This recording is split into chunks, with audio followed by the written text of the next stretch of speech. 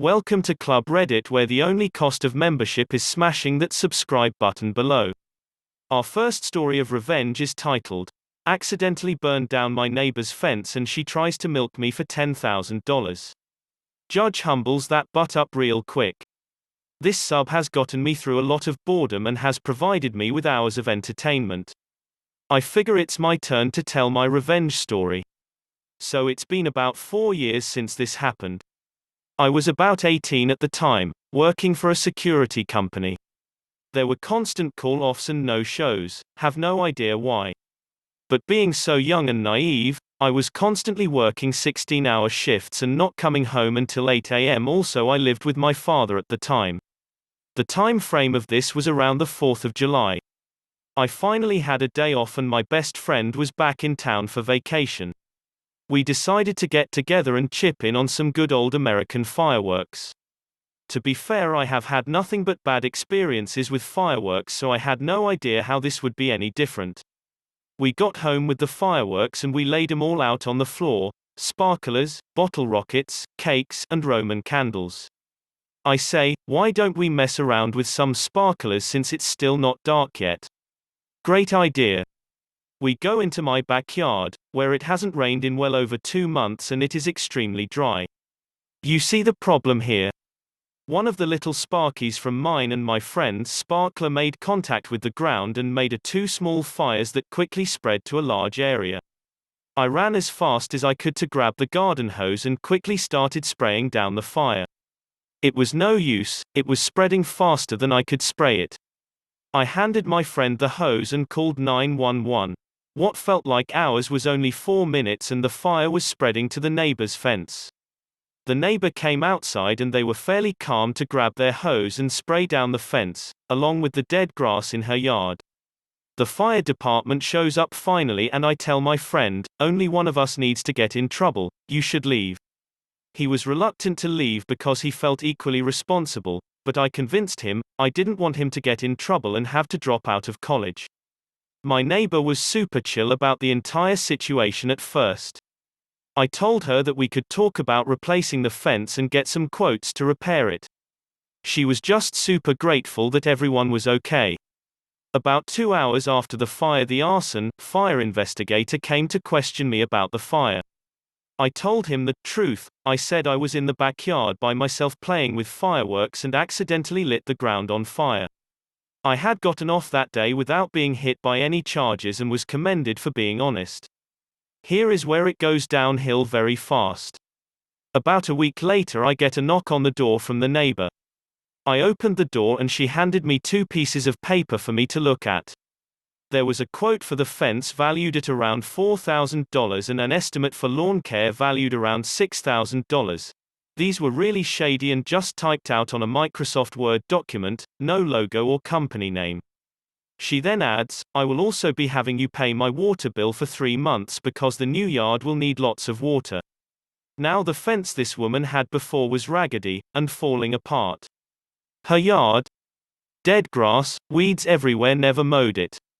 Now, looking at this paper, she wants a mahogany fence and a brand new backyard with flowers and trimmed hedges.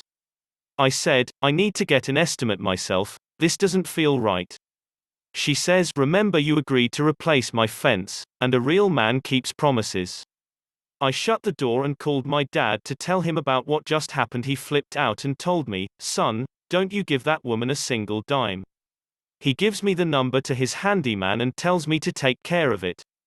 The next day I had the guy come out for an estimate, and the neighbor ran outside flailing her arms. I did not give you permission to get an estimate on my fence.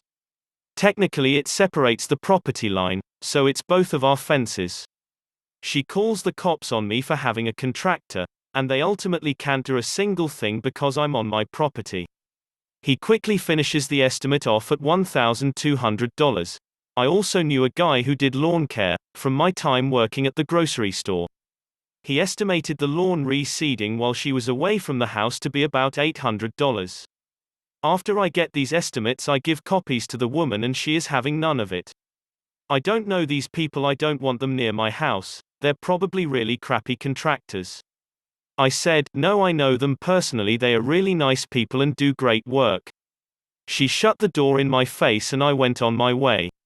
I ended up working a 16-hour shift that night and got home at 8 a.m. and this woman comes knocking on my door at 9 a.m. and demanded I speak to her. I explained, I would really love to do this, but I just got home and I have to be back at work in less than 5 hours.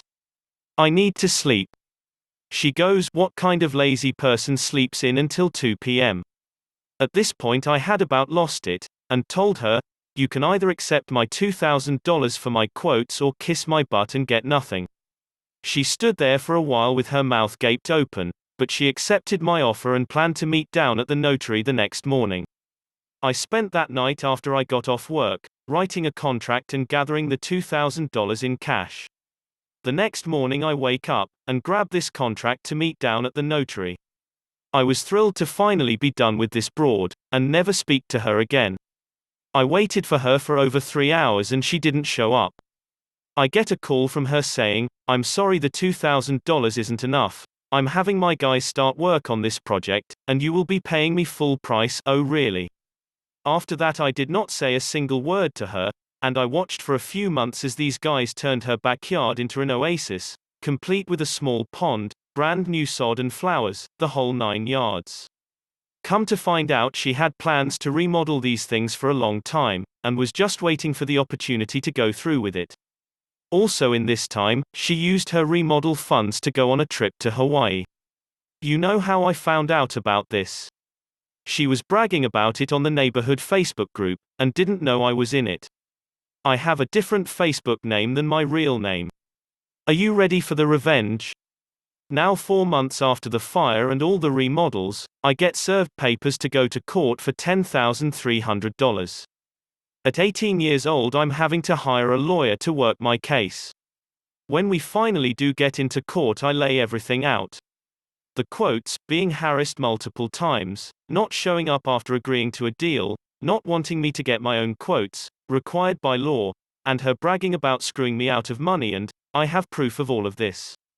The judge looked at her and said, Ma'am, with all due respect, you're out of your mind. Not only did this young man tell the truth of what happened, he offered to pay you more than he was supposed to. Your lawn was already dead before the fire occurred, therefore he is only responsible for the fence of $1,200. I will also deduct from this his lawyer fees, $800. So I burned this woman's fence down and all I'm having to give her is $400. Cool.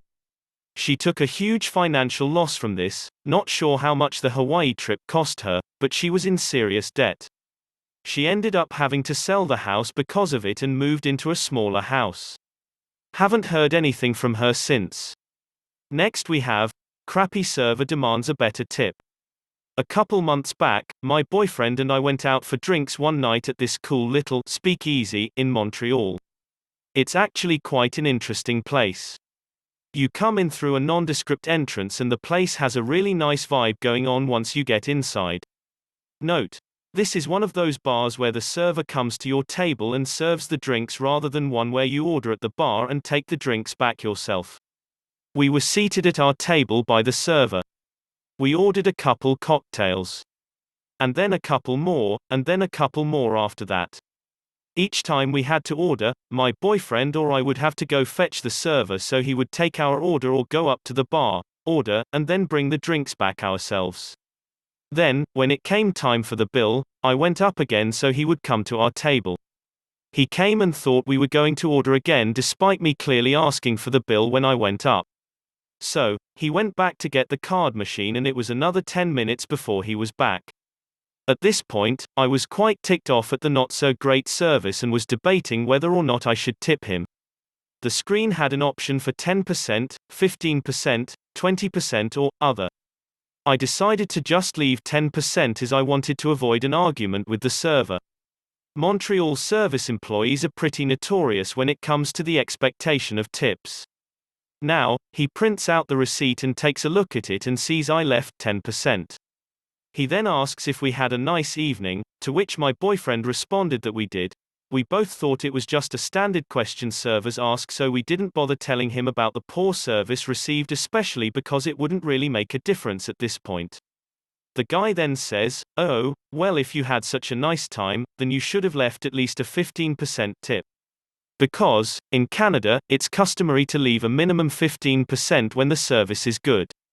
I'm guessing the reason he felt the need to outline that's how it is in Canada is because I'm a brown guy. Now comes the petty part. I responded, "Oh, I didn't know. Why don't you cancel this bill and redo it so I can tip you properly?" He said, "Sure thing, just give me a second because the manager has to approve bill cancellations." Again, we waited a good 10 minutes for him to come back with the new bill. I was happy to wait, though, because once he came back, I put in the PIN and then selected the other option for tip and left him 0%. He printed out the receipt and his look of disbelief was well worth it. We got up and my white Canadian boyfriend said, "Our only tip for you is to give better service and not be so much of an butthole. In Canada, we don't really like buttholes." If you enjoyed one or both of these revenge stories, please leave a like and comment below as it helps our channel grow and we really appreciate it. Thank you.